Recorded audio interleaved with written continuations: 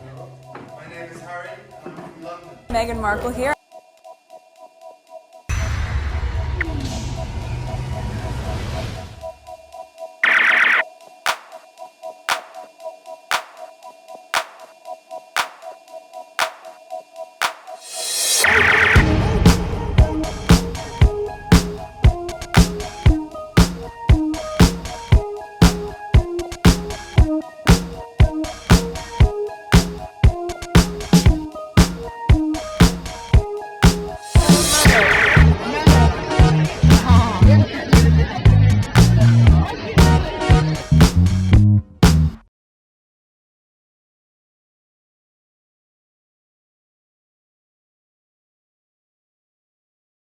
All right, today is June 23, 2026. It is 5:54 a.m. This is video number 2. I'm just continuing.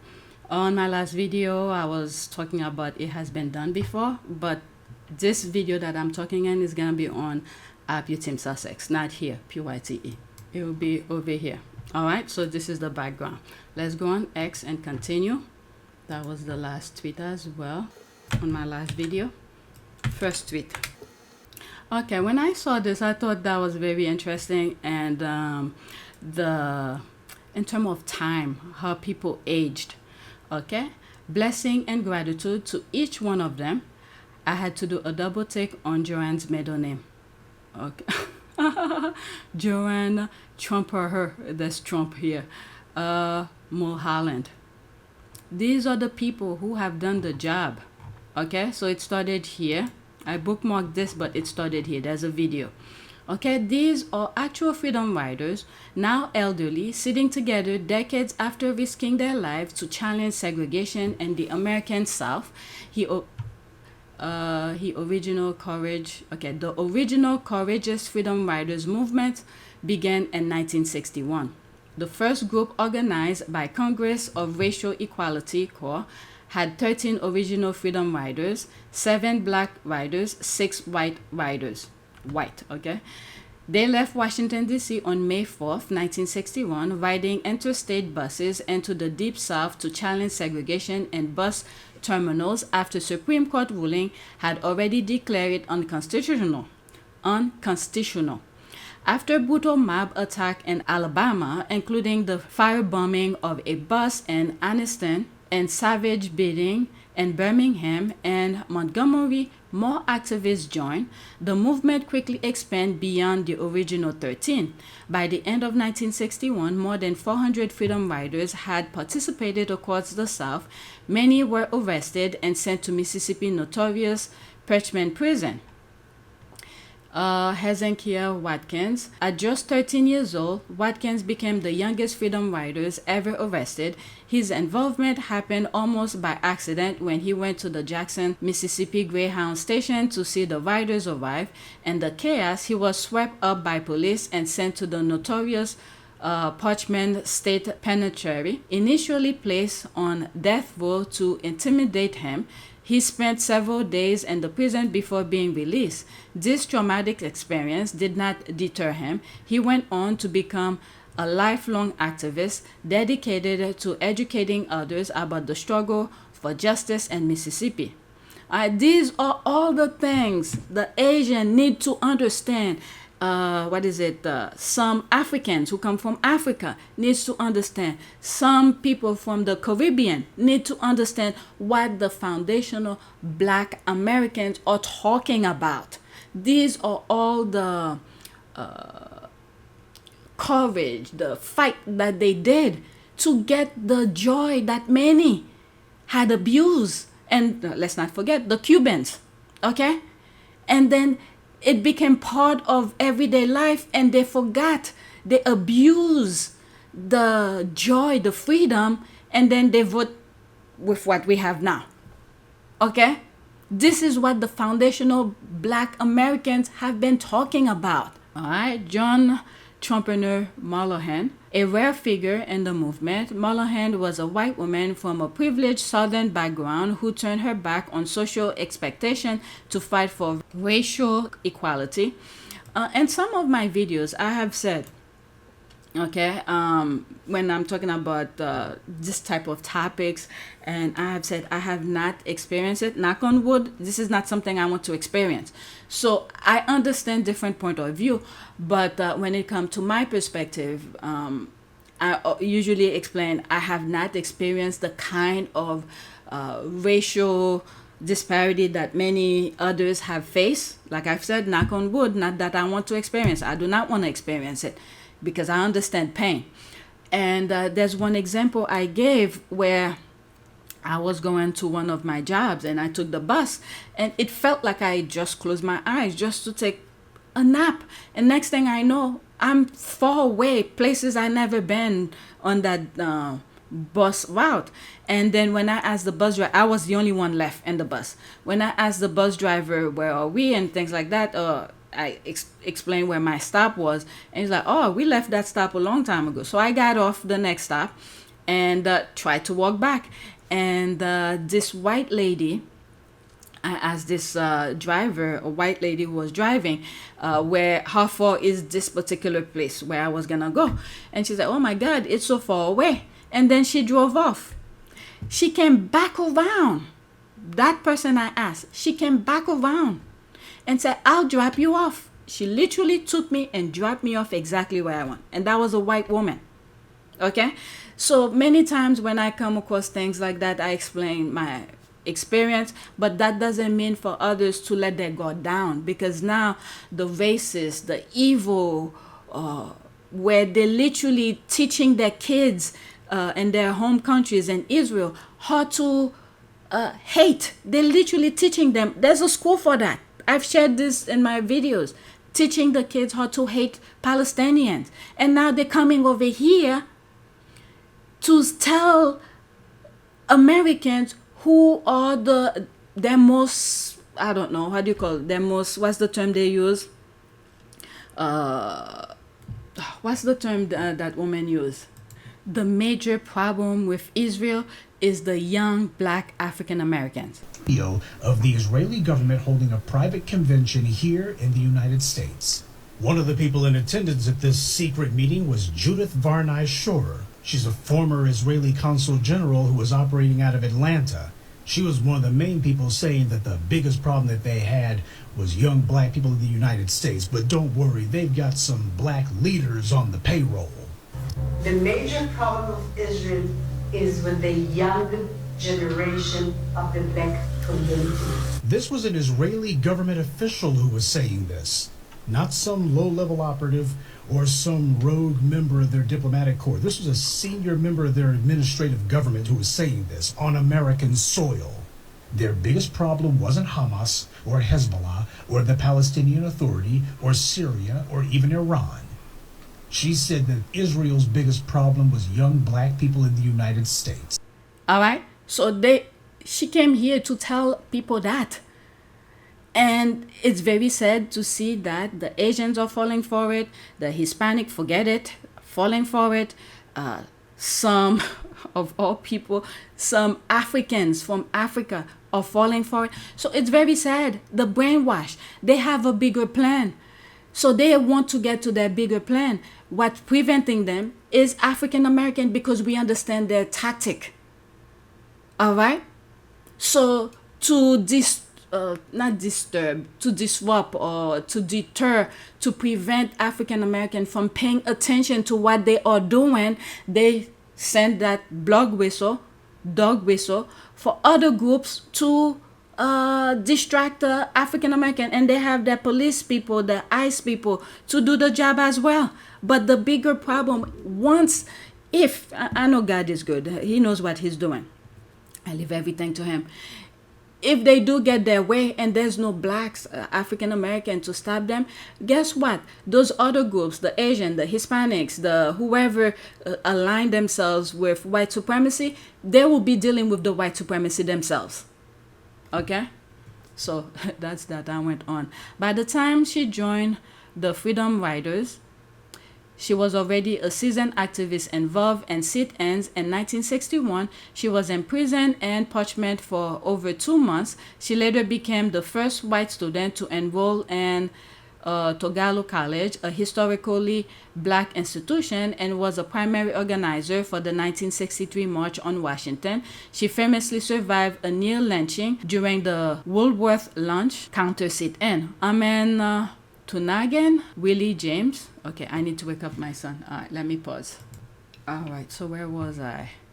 Amin Tunagan, Willie James, known during the movement as Willie James Tunagan, was a relentless civil rights organizer and freedom rider. He was part of the waves of activists who traveled Jackson, Mississippi to challenge Jim Crow laws. His work extended far beyond the buses. He was deeply involved in voter registration drives and community organizing, often operating in high-risk areas where the threat of police and vigilant violence was constant. His commitment focused on the intersection of political power and basic human dignity.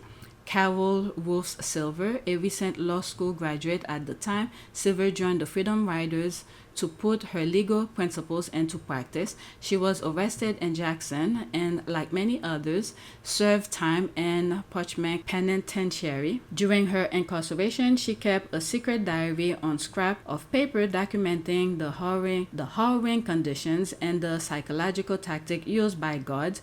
Her later career was defined by this experience. She became a prominent lawyer and politician in San Francisco, continuing her advocacy for civil rights and educational reform for decades. As I'm reading this, I'm thinking the immigrants, the Asians, the Hispanics from South America, and the Dominicans.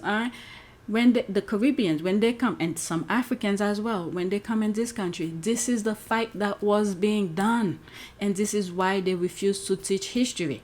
And when they come here, it's like they're spitting on all those people who did the hard work. Crendell Petway. Petway was a dedicated activist who participated in the movement during the height of the 1960s racial tensions. As a young woman, she joined the rank of those demanding the desegregation of public facilities in Alabama and Mississippi. Her contribution highlights the essential role of local youth and women in maintaining the momentum of the movement. She faced the constant threat of the KKK and state-sanctioned violence, standing firm in the belief that the separate but equal doctrine was a moral and legal failure. All right, let's listen. It's only 11 seconds. I hope there's no music. Fighting for various kinds of reimbursements and so forth. I just wondered what was due to me. You did get what was due? Yes. Can I join you over here? My goodness. Fighting for various This is her here. kinds of reimbursements There's him here. My goodness, time. Time is something. and so forth. I just wondered what was due to me. Wow. This is what time does to people. You did get what was My goodness, my goodness. We have to thank them for their hard work. All right, let's see here. That's it, okay? Let's, okay, so this one I saw, and I think I put it on my community board already. I took a screenshot. Hey, you guys, money.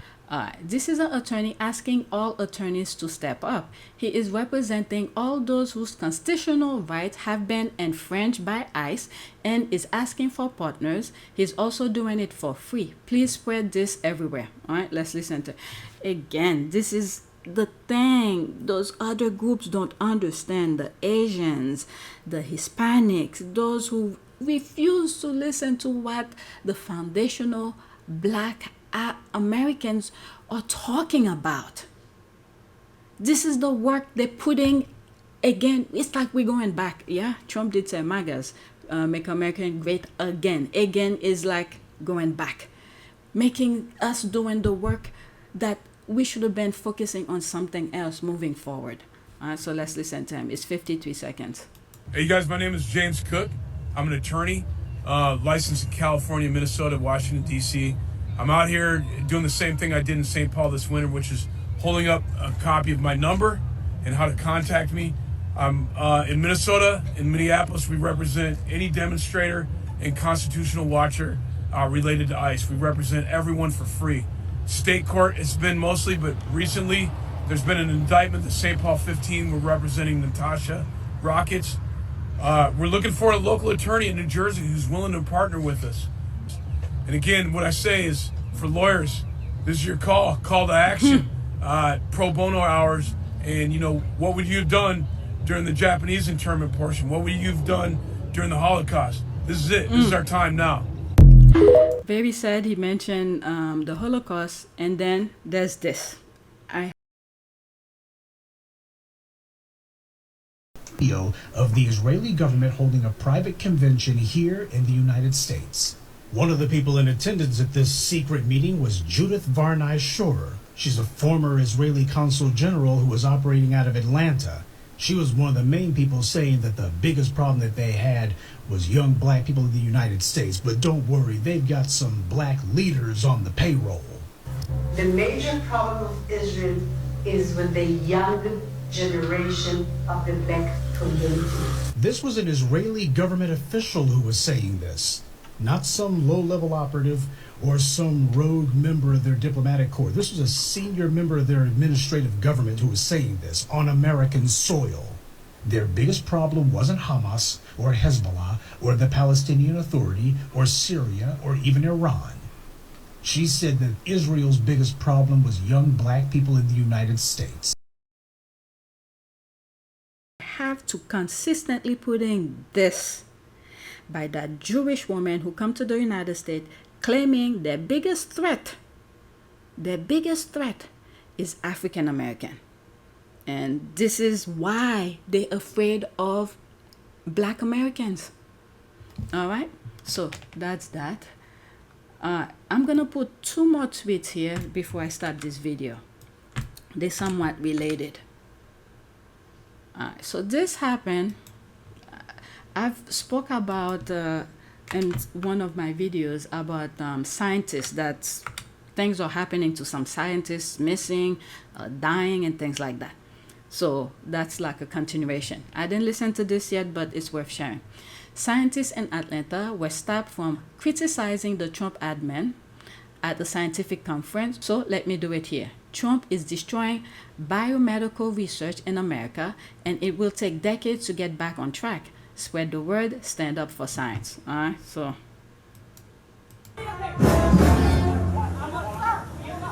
Here we are at the American Diabetes Association Scientific Sessions, and we're being threatened to be arrested by these people because we were handing out an editorial published by Dr. Kahn in the flagship journal of the American Diabetes Association. So it's come to this in America. Wow.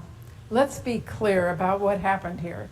Scientists and conference participants were kicked out and threatened to be arrested for passing out an editorial detailing how the Trump administration's deep cuts to NIH and attacks on biomedical research are impacting diabetes research at a diabetes conference. I mean, this is the kind of censorship you would expect to see in place like Russia, not in the United States of America. Since these scientists... By the way, there was a while back, since you mentioned about the place you will see in Russia, there was this Russian lady I saw a while back who was talking about how those oligarchs work. I think she went on Rachel Maddow. I've seen so many of her videos. It's funny, I can't remember her name. She went on Rachel Maddow explaining about the oligarch, how they operate and things like that. It was like a warning to America. Okay? So that came to mind as she mentioned it. I'm going to move it back. Not in the United States of America. Since these scientists were stopped from spreading the word with their peers in Atlanta, let me do it here. Trump is destroying biomedical research in America, and it will take decades to get back on track. This will slow down, halt, or stop life-saving research and cures families are hoping for. Make sure everybody knows, because we need a Congress that will stand up to Trump and for science. I'm thinking of Crockett. There was a video I was sharing. I don't know if it was on this video or the previous one, where this squatty, he sometimes talk about Harry and Meghan, but it's one of those who's everywhere.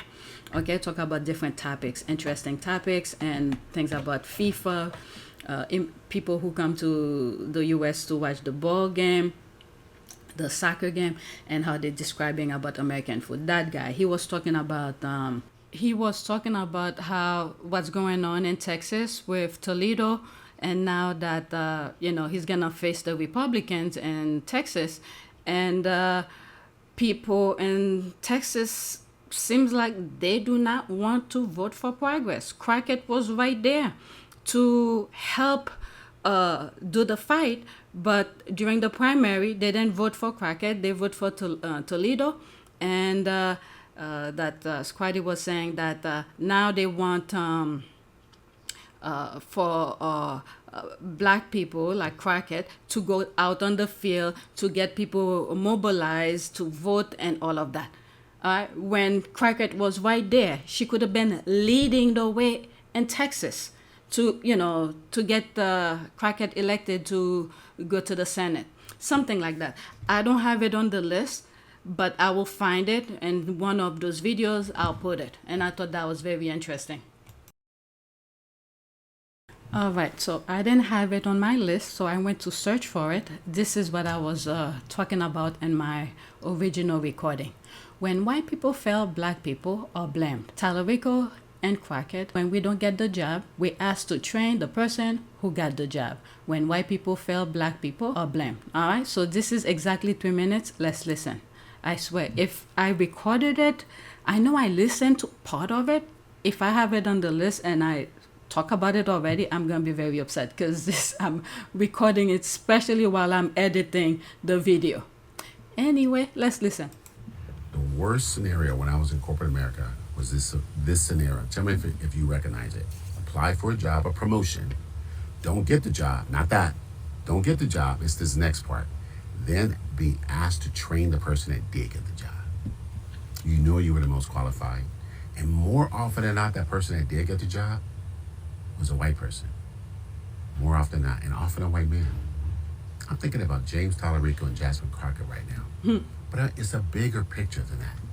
Because she lost to him fair and square. She lost to him. I really don't know when American, just in general, American are gonna get it. If they want progress, if they want, forget about the units. It would be great to have unity, but the fact that to want things that's good, you want healthcare, you want to be able to enjoy your family, you want to be able to pay, your rent without struggling, or buy a house without struggling, go to college without struggling. If they want that, they need to vote the proper way. But these people are so freaking stupid or blind or hypnotized with racism. It's unbelievable. While I'm editing, there are a couple things I add into the video. I've already added them, but I'll try to go over them really quickly since I'm recording again. But let's continue with this. His people online were saying that she was too ghetto, Texas is too racist, she ran a terrible campaign, she can't win a statewide election at that level in that state. And people need to understand when it's time to vote, when there's election, you're gonna hear these propagandas. These were bots. It's like they don't want people to believe or connect with their senses. They saw. It's not like Crockett never been in office or anything like that. You never seen her history of voting while she's in office. She was there, literally there. She's the one who's putting those MAGAs on blast. So the bats went to work to deter the people. I mean, you are one vote. So the bats were corrupting the mind of so many, and they go with whatever the bats were saying. You saw what she was doing. If you believe in what she was saying and doing at the House level, why not the Senate? Whew, my goodness. Let's continue. I don't know when people are going to learn. And they didn't vote for her. Okay. She lost. She got redistricted out. And she said after she lost, I endorse him. I'm going to work for down ballot people. And she put out a video yesterday. How she lost her first race as district attorney in East Texas, and she learned from that and more and greater things were ahead of her. But that's not good enough. They want her in the fields. I'm using that word intentionally to carry that man's bags and get him into the Senate. If by now many of these people don't know what's at stake right now, there's no reason for her to go on the field because we know what's at stake. We already know what's at stake. They should know by now. And I'm not even from Texas. I saw some stuff that we're putting out on Twitter about talarico. He traveled to New York to talk to some donors. People were pointing it out. Why the hell is he going to New York when he's focusing on Texas? So you know there's probably some stuff that were exchanged, allegedly. But nope, the people are not paying attention to that. There were, how do you call this, journalists or people who really follow, like Real, who really follow their respective states, politician who's doing who's looking into what those politicians are doing. There was this lady who talked about it, what talarico was doing. For me, when I first came across talarico, I'm from a different state. I'm not from Texas. And I started listening to him. I was like, my God, he's saying everything that people wants to hear. Every single asset. I was like, that can be too good to be true. Too good to be true. But I'm not from Texas. I don't know. I did say some stuff on my videos. But I saw what Crockett was doing. She was doing a good job. All right, let's continue. One of his supporters online said that he needs help because he's running a terrible campaign. The same lady the same people who said she was too ghetto, Texas was too racist and all that stuff, they said now he can't win without her. I mean, with what we have in the Senate right now, I'm saying Senate, in the House, oh my God, not House, in the White House, what can be any more ghetto than this? I was just looking at some images that they put side by side, the Great Lawn before Trump get in office and when he's in office. That tweet, okay, I came across side by side. It's hard to believe, but here we are, all right? Look. Nonsense. That side remind me when I saw that vision. I mean, some people might think it's crazy, where that triangle, the eye on top of the triangle just went straight down. It reminds me of this, the one to the right. Look at this. Very nice. And I mean, what can be any more ghetto than this? Jesus Christ. Okay, back to this. I'm moving it back slightly. One of his supporters online said that he needs help because he's running a terrible campaign. The same people who said she was too ghetto, Texas was too racist and all that stuff, they said now he can't win without her. Black people are intimately aware that when white people fail, we get the blame. And it appears, and as many black people have pointed out online, that they're setting up the situation. If he does lose, they're gonna blame her, blame black people. No. When white people fail, black people get blamed. This scenario is that right there. And there's another part to that. It is the part that white people sense that maybe there's some more clarity in black people that can get things right. When Obama was out of office in Trump's first term, they were clamoring for Obama, say something, do something, give a speech, help us. Where are you out? Why are you out jet skiing? Including Kamala. And even in now this term, people were saying, where's Kamala? Where's Kamala? She wasn't elected. Why don't she say something? She should help us. She wasn't elected. There was a moral clarity and a moral guidance that white people look to black people for, even after they reject us. They want our labor. They want us to do something. I've said before, I hope James Talarico wins the Senate in Texas. But you're not going to win it by begging black people. You got to win it by earning people's votes and getting out in the fields, James, and get your online people to back off and focus on Paxson, not on us. All right, so that's that. I mean, there's some great politicians, especially black politicians coming out of Texas. I don't know, even for governor, for many other races, but they don't vote them. I don't know what's happening to the Hispanic community down there. It's unbelievable. All right, while I'm recording, I put something else on the list. I'm gonna add it. I think it was this race war. I thought that was very interesting. All right, let's pause this. The reason white wants a race war is to have an excuse to murk Black American, foundational Black American. What if white attempt a race war today and get wiped off the map? All right, so that's that. 1 minute and 50 seconds. Let's listen to this. Accusing Black Americans of starting a race war is not a new thing. Race war propaganda has been a tool used by white supremacists for years in order to create angry white racist mobs to go kill Black Americans. Okay, I see that same tactic in the UK as well. And it's the exact tactic they used in the Slocum massacre in Texas. See, Slocum, Texas was a majority Black American town where many people were successful, like this guy Jack Hawley.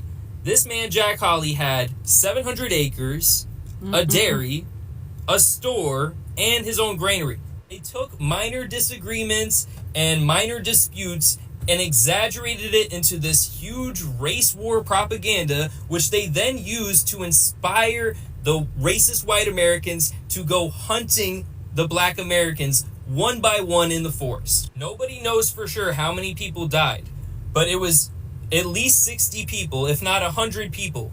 There were 11 white men that were arrested, taken to Houston, and their charges were quietly dropped. They never served 1 day in prison. Oh, and Jack Hawley, he never got any of that back. He lost all of his property and all of his stores. So when you hear a racist person using race war propaganda, just ignore them. This is a tactic they've been using for years, and we're going to slowly expose it because a lot of these stories are just coming out. We didn't even acknowledge this until 2011. So I know some of y'all are hearing this for the first time. See, racist people aren't going to study history. They're not going to realize that the garbage that they regurgitate is just propaganda that's been used for years by white supremacists. Race wars are only started by white people. That's it. Okay, we need more accusing Black Americans. We need more white people to be in alliance with Black people, like this young man. I've seen other videos similar to that rejecting that white supremacy. This is the kind of alliance that we need to stop this nonsense. And this is why they do not want to teach history, because their history stinks.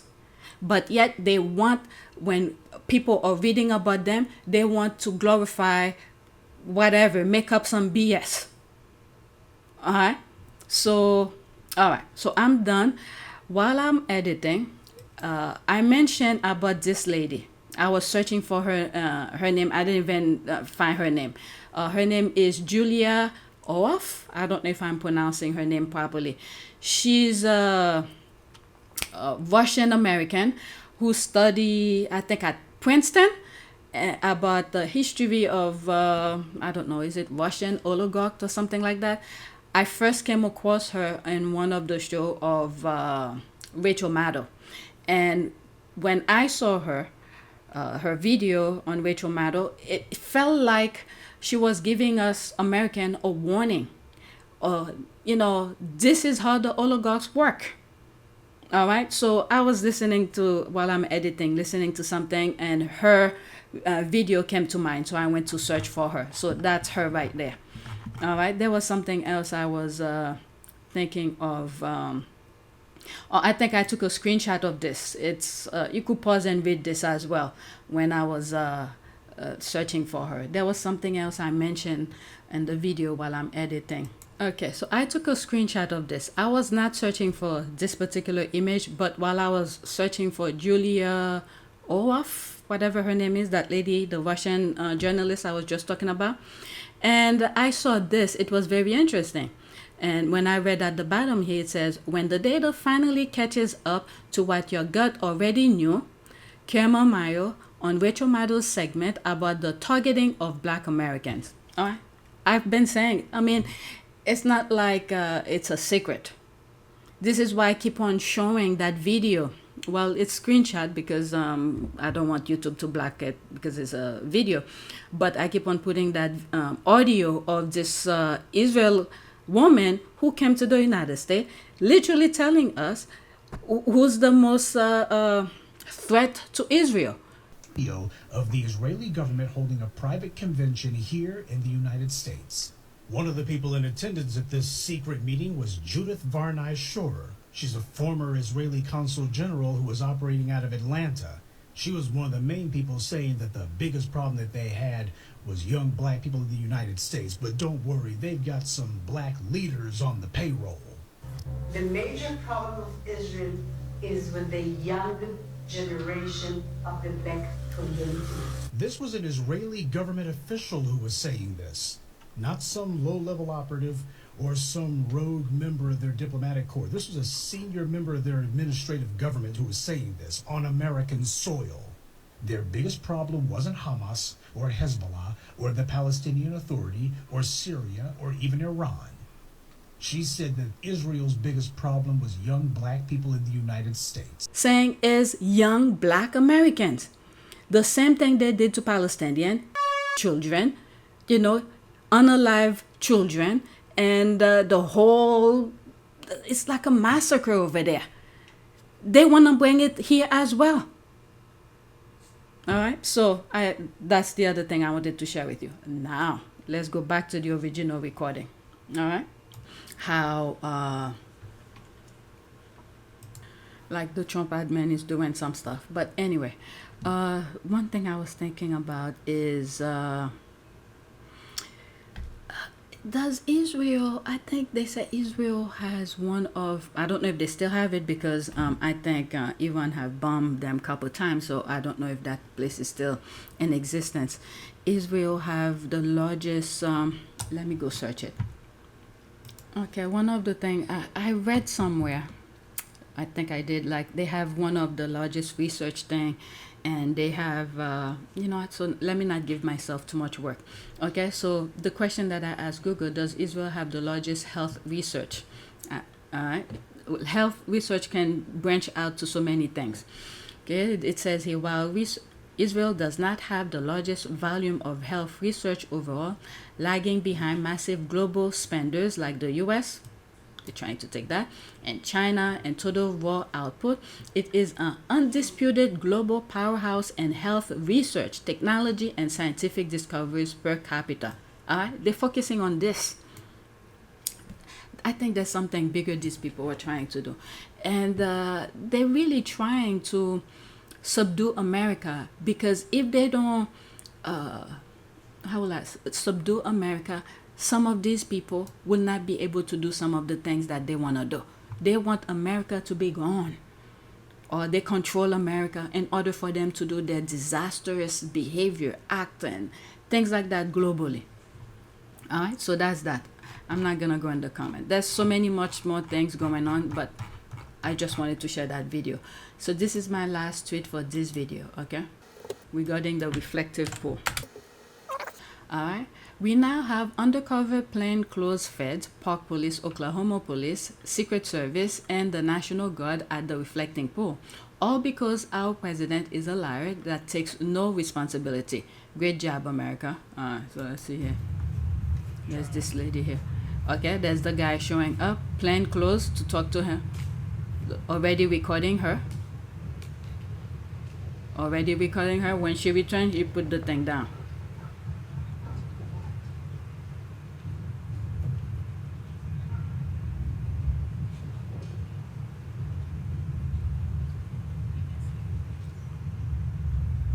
Already calling people.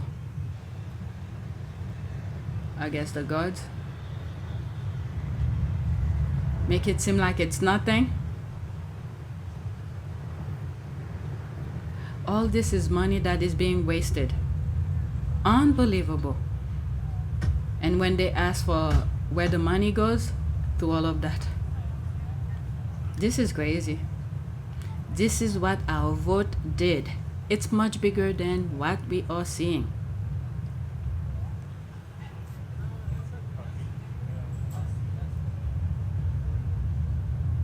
Unbelievable.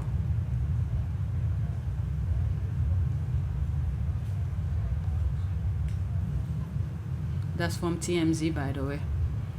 There will be a screenshot. Oh my God. All these people. For what? There was a video that I saw. I didn't record, put it on my list. It was a couple days ago, where I saw there were like 2 or 3 people pouring something at the reflective pool.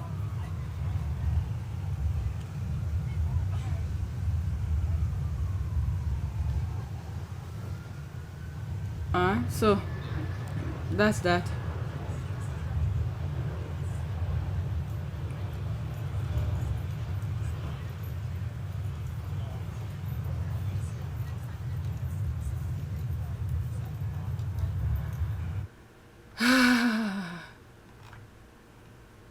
Oh, what does that say? What a effing waste of tax dollars. It doesn't take 15 officers to cite someone for touching water that the public, including her, paid for. Trump is the worst thing to happen to this country in 400 years.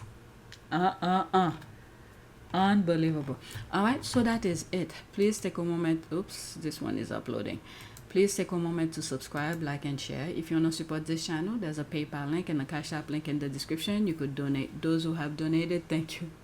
Look at the estimate, okay? Each videos that I post, whenever I show the background of the channel, just look at the estimate revenue. All right, so that's it. Thanks for watching. May God help us. That's the prayer.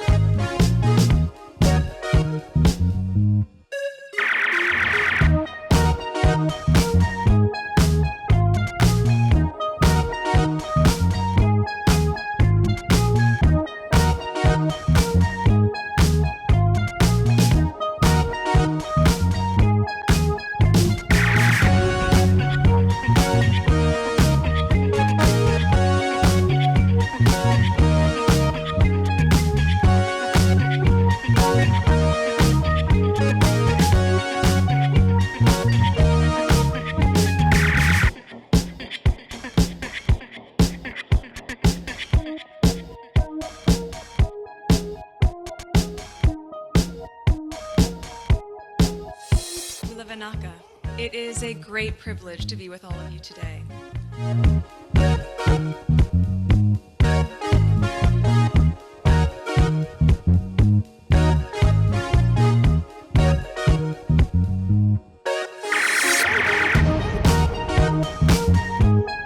You know, we ask for forgiveness and please come back.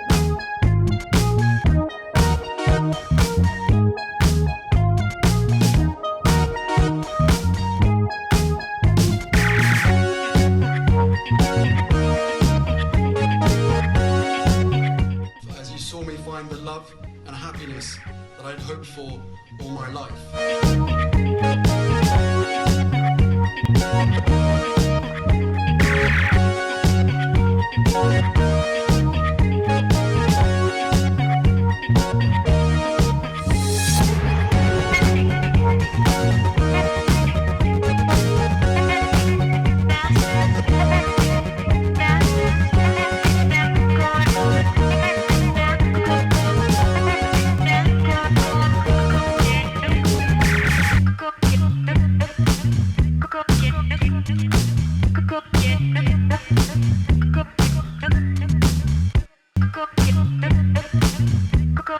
You are all in this together, and if I may speak personally, we are all in this together, because asking for help was one of the best decisions that I ever made. You will be continually amazed how life changes for the better.